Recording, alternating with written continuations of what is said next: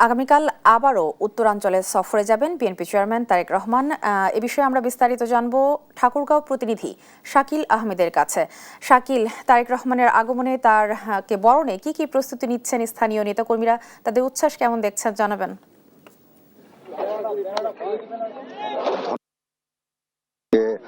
দীর্ঘ 23 বছর পরে ঠাকুরগাঁও জেলাতে বিএনপি চেয়ারপারসন তারেক রহমান আসছেন। এই তারেক রহমানকে সফরকে কেন্দ্র করে যে ঠাকুরগাঁয়ে বিএনপি নেতাকর্মীদের মাঝে আমরা উচ্ছ্বাস আনন্দ লক্ষ্য করছি। যে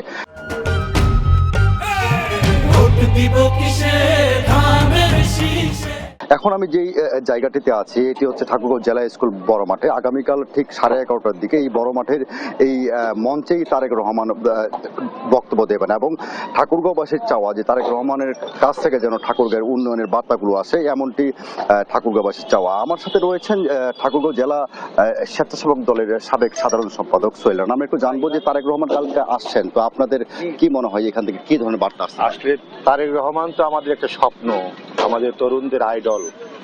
আমাদের আসলে আমরা খুব আশাবাদী যে তারেক রহমান কালকে এসে আমাদের ঠাকুরগাঁয়ে এটা উন্নয়নের বার্তা দিবে, যে ঠাকুরগাঁয়ে তিনি কি ধরনের উন্নয়ন করবেন এই আমরা আশা করছি। এবং তারেক রহমান যে আমাদের ঠাকুরে আসছেন এটি গোটা ঠাকুরগাঁবাসী একটি আনন্দে উচ্ছ্বাস প্রকাশ করছে যে তারেক রহমান আমাদের ঠাকুরে আসছেন। আসলে আমরা আশা করছি ঠাকুরগাঁয়ে প্রায় 3.5-4 লক্ষ লোক প্রায় এখানে থাকবে, উপস্থিত হবে। এই বিষয়টা আমরা আশা করছি যে 3.5 থেকে 4 লক্ষ লোক প্রায় এখানে আসবে।